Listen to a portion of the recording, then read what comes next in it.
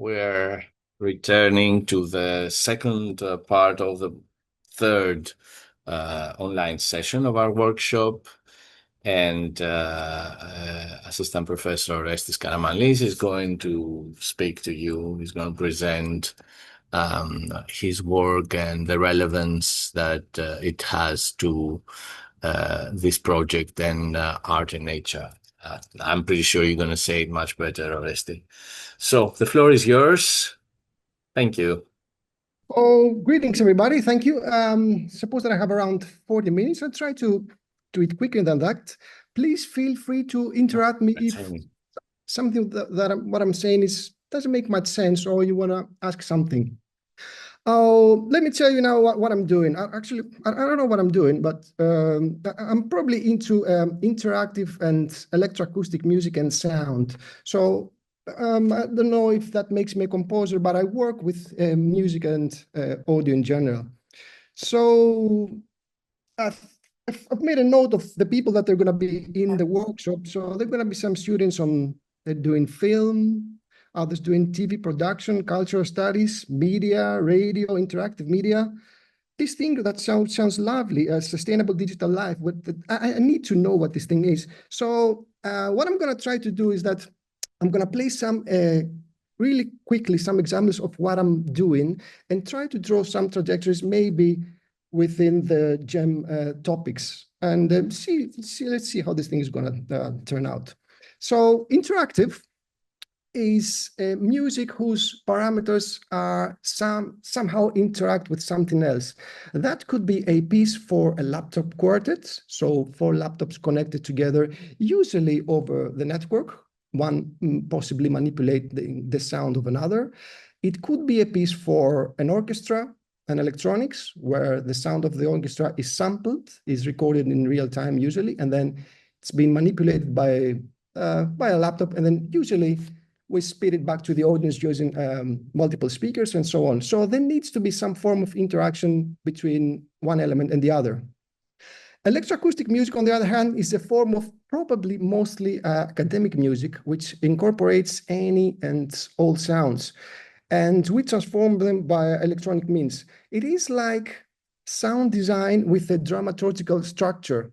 It's like sound design in the long scale, in the macro scale. It is a great tool to learn the techniques of playing with sounds, and but I won't be talking about electroacoustic music today. It may be interesting before embarking to show some examples to make a distinction between music and sound art. Just drawing some ideas from Alexandros' presentation in the previous week.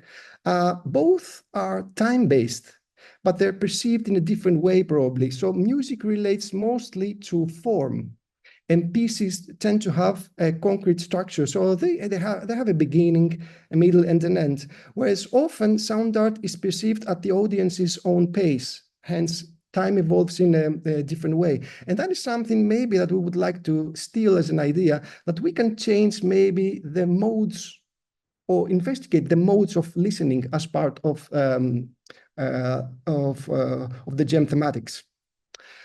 So I'm going to split this presentation in 3 parts, and I may drift in different topics depending on how the whole thing is going to go if someone is, asks a question that I don't anticipate. So initially, I will play some examples of my own work.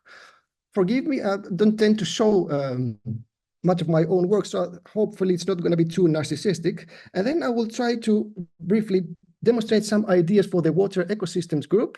Then I will conclude with some general thoughts on the ecology of Evia, or Eubea, as probably it's called in English. All right. So you may want to use headphones, by the way, in order to have a better sound. I'm going to start with a piece which has been composed 4 years ago. I'm going to play you an excerpt of a performance at Athens Epidavros Festival. This is the main festival in Greece. It happens every summer. So this is a piece for a beatboxer, a laptop, and a multi-channel sound system, meaning that we're using multiple speakers surrounding the audience. And a beatboxer, for the guys who don't know, these individuals that they make sound with their mouth. So they can come up with strange beats or they can imitate other instruments as well, or sounds of nature, whatever. And we have a laptopist as well on stage. So this is a piece, this is a duo, where the laptopist in real time, that is, as time goes by, samples, records the sound of the beatboxer and runs some processes that they run in real time, and then spits back the result to the audience. Let me play you a minute or so, see if you're able to listen to something, and then we can have a chat.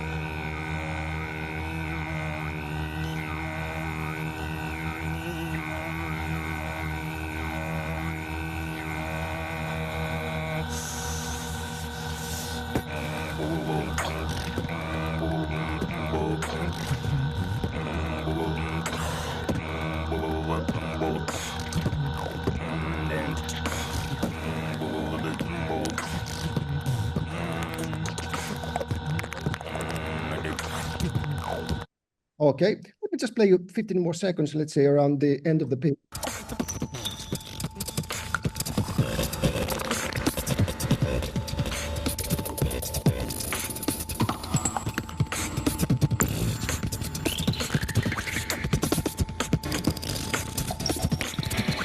Okay, up to there. So this guy has a whole bunch of tools in his mouth. He's well trained in what he's doing.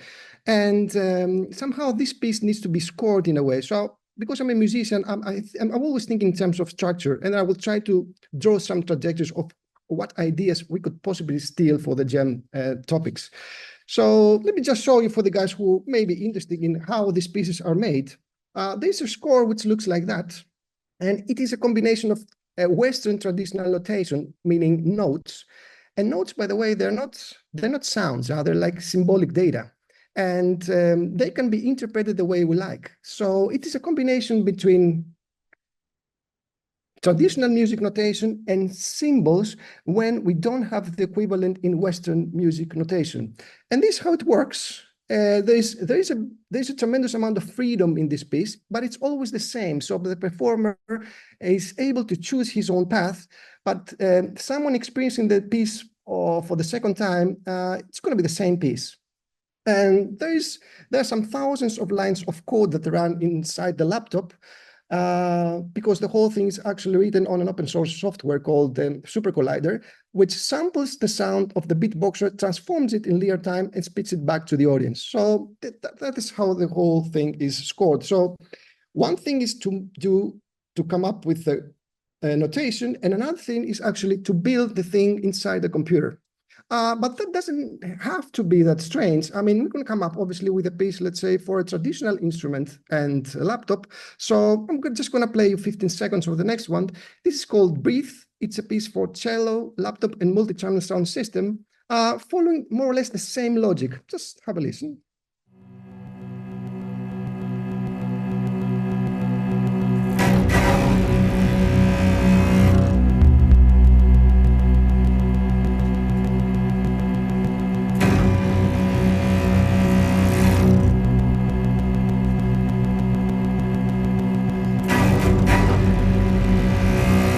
To that. Now, what we need to bear in mind is that there's nothing pre-recorded, and all the sounds that come actually from the actual instruments, which means that we need to have a strategy beforehand in the studio in order to simulate what's going to happen during the performance.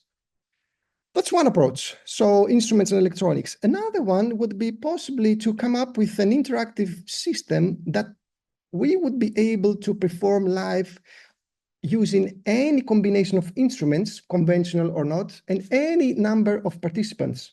And that is actually something that probably solves the problem for academic ensembles, especially in music departments, that in one rehearsal, there may be 15 people, on the next rehearsal, there may be 22, and on the next one, let's say 2 days before the concert, there may be 7. So that is one solution that I had to come up in the past with an approach where no matter how many participants would be available on the day of the performance, the piece would still be played. So let me play you this. This is a collaboration with University of Oslo. And we did the festival, we did a performance at Ultima Festival. This is the main festival of Oslo, using 12 members of the universities of Oslo and Athens. And this is during COVID. So there are 10 people in the hall in Oslo and 2 or 3 people in Athens. And it is like a network performance where, you know, like we stream audio over the internet. And what happens is that we project on a big screen a pizza, like a circle, and each performer has his or her own pizza slice. So they have like, they know where they are within this big yellow circle. And when they see some symbols on there, this is an indication that they need to play a note or they need to play a sound, whatever. I mean, they could play pebbles, they could play a violin, they could play a piano, they could play an electronic instrument. It doesn't really matter because they choose what they're going to be using during the performance. So this is how it sounds. It is like an open score. Every time, obviously, this piece changes.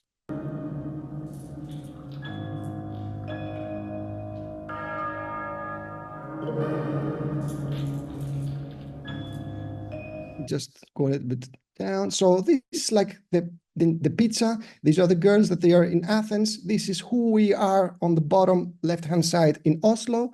And it tends to come out quite minimalistic because all the performers are synced on a global tempo.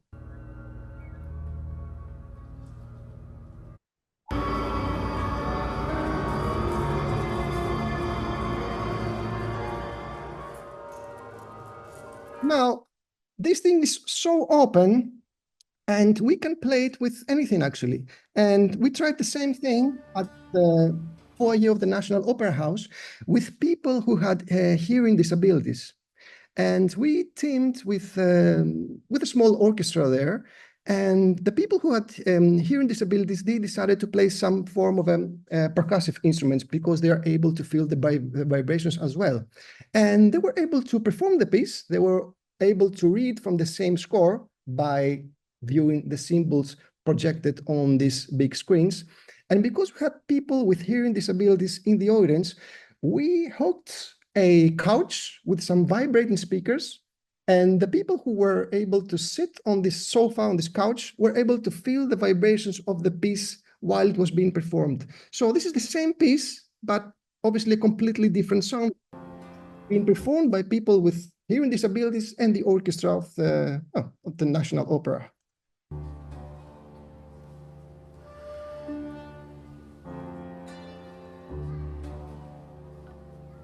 These lines you see here, actually the marble, are the cables connected to the output of my computer.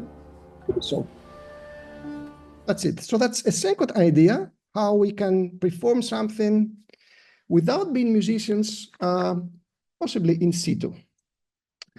Another idea would be would be to work with generative audio, meaning audio which is going to be generated on the spot. And this is a happening in memoriam of Yannis Xenakis. Yannis Xenakis was a Greek composer and architect, a seminal figure of 20th century music, who actually lived in Paris, and that was good for him because if he would have stayed in Greece, probably he wouldn't have made much of his music. And this is a happening that we did, I think, 3 years ago at the Xenakis Symposium, which took place in Athens. And this gentleman was wounded during the Greek Civil War. This is December of 1944. So his face was actually quite heavily damaged. And we did a happening just outside of the building where he was wounded. And participants were able to use their mobile phones. We occupied actually the entire street outside the building, around 150 people. It was like a demonstration. And they were able to stream audio from a server running this lovely open source programming language called Super Collider to stream audio and just perform it outside of the building where he was wounded. Now, all the sound is being generated again in real time using Xenakis' own unit generators. These are like some processes that they're able to compose sound using stochastic processes. That means that the output of the sound is non-deterministic, so you cannot really expect what's happening. There's quite a significant amount of randomness. So let me just play you around 20 seconds of this thing, just to see.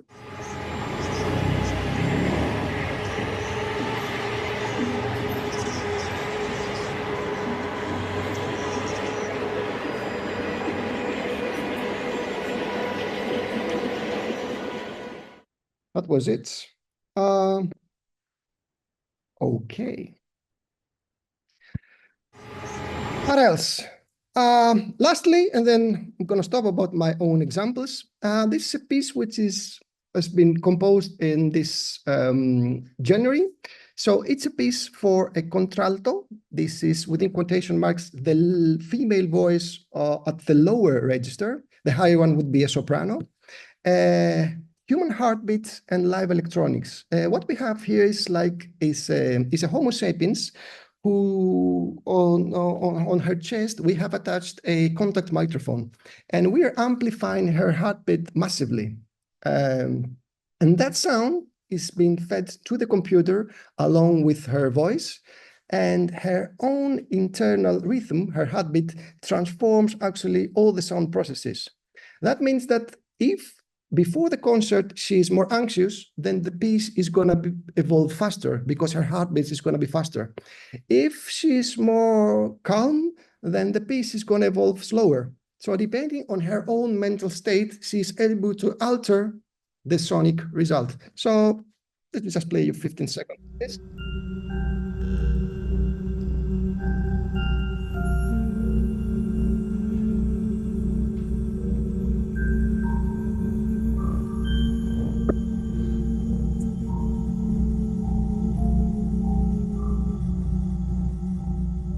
Okay, again, all processes are done live. There's nothing pre-recorded. And that's it. It's going to be performed next month in Graz in Austria. Okay, so about the water ecosystem. Some ideas. I'm shifting, and then I will try to find some similarities.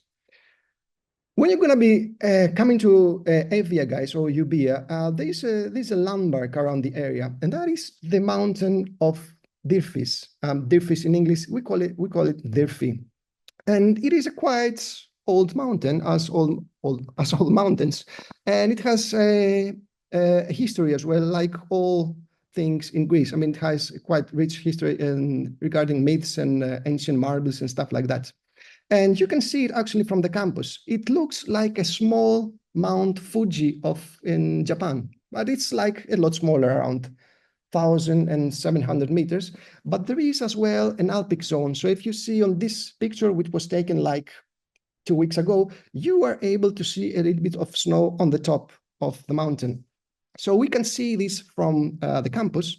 And if someone goes into this area around the mountain, obviously it's quite heavily densely populated with trees and stuff, and there is a lovely gorge. This should be around 20 minutes from the campus, and if someone wants, can walk all the way into the top of the mountain, around 5,000 meters. I've done the first 3 kilometers, which is lovely, and it's a quite easy walk. And obviously within the gorge and around the mountains, there is water.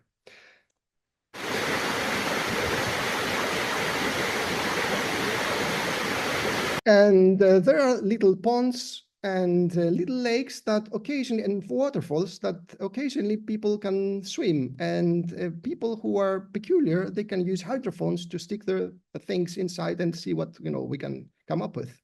And these little ponds and waterfalls, obviously they lead to rivers, and the rivers they lead to the sea. And this is the beach, which is probably around 25 minutes from where you're going to be staying. On top of that, there is a lovely tavern made of wood. And we're thinking of probably making use of it. Also, there is water on strange areas, and this is a crater man-made. So around the area, there used to be old mines excavating raw ore, and I think they used to make nickel out of this. And time passed by, and they've, like, these craters filled with water, possibly being contaminated by heavy metals, to be honest. And within these craters, obviously, everybody knows, because the water is so strange, like possibly dragons live. Everybody knows this in Greece. And here's some ideas on investigating the oceans and the information that water carries. What we could do, some ideas, and probably we're going to have a chat the following week. We could investigate the different ways of listening. There's one form of listening called deep listening, that someone dives into the actual sound at the lower level. And obviously we can work with hydrophones, the microphones that we use underwater. We can work with microscopes and stereoscopes to look at small things that they live inside the sea. We can work with drones underwater. We can work with camera. And obviously we can sample sounds, and we can sample the microorganisms living in the water and see what we can do with that. We can work with video below and above the water surface, and we can create possibly some form of audio-visual content. Or we can work with loudspeakers in a surround environment. Actually, right now, I'm in the surround environment of the university. And we can come up maybe with a soundscape composition or something. We could also perform live using, like, this audio-visual piece, using live electronics. The most difficult bit would be to interact with other things using sensor technology, but we could do this. We're going to have probably 2.5 days. So the last bit, it may be a little bit difficult, but all the others, we'll try to make it work. So feel free to brainstorm before landing and fill your head with ideas, and we'll see what we can do with that. All right, so here's the studio. And if you would like to see what are our available equipment, you can log into this. Actually, you can, let me just share this link. So if I just copy and paste this guy on the chat.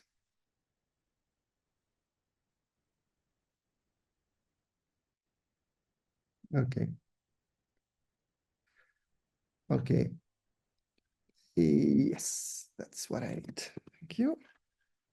And you can see actually the equipment that we have. So if you just follow this link, we may be able to help with some additional audio recorders all the way down. We have around 15 of them. It's just that we need to know how many are needed. Okay, some external sound cards, microphones, and so on. So I'm out of here.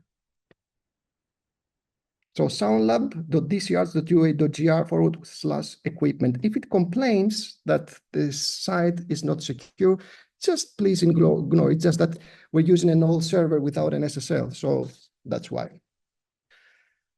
What else? Some thoughts.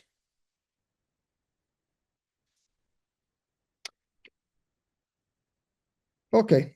So here's some of my own ideas, and I may be completely wrong. So feel free just to jump in and comment on something. My view is that ecological crisis relates to the destruction of nature, and whatever we have left of nature, we shouldn't touch. It makes little sense to destroy nature to have something else. So the foremost question is not how to have renewable energy, in my view, but how to maintain sustainable ecosystems. Now, as Lefteris Chabasi said the previous week, there are current plans for more than 100 wind turbines to be installed on the island of Evia. This is an island which has already 600 of them. So that's a big question of what's going to happen to the environment from this, within quotation marks, renewable energy.